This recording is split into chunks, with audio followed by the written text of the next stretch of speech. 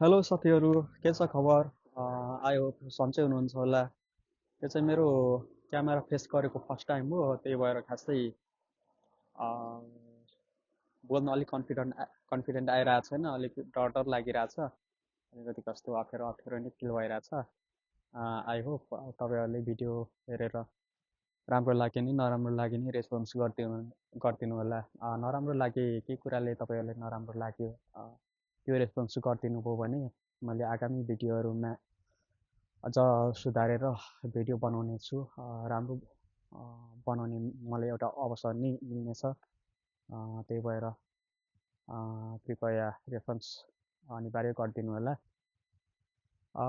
युट्युबमा चाहिँ भिडियो बनाउने रुचि मेरो पहिल्यैदेखिको हो, तर लाइफमा केही अचिभमेन्ट गरेर एउटा गोल चाहिँ अचिभ गरिसकेपछि मात्र एज अ इन्सपाइरेसन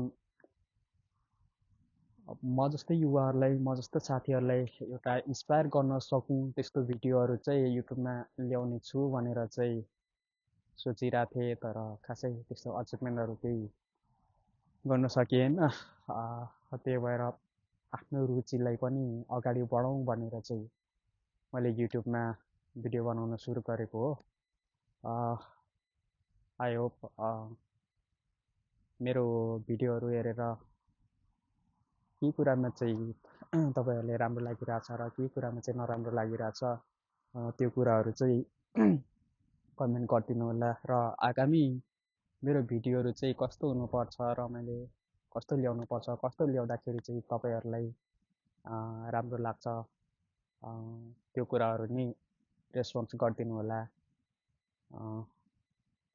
त्यति गरिदिनु भयो भने आगामी दिनमा मैले त्यही अनुसारको भिडियोहरू तपाईँ मार्फत ल्याउने कोसिस गर्नेछु।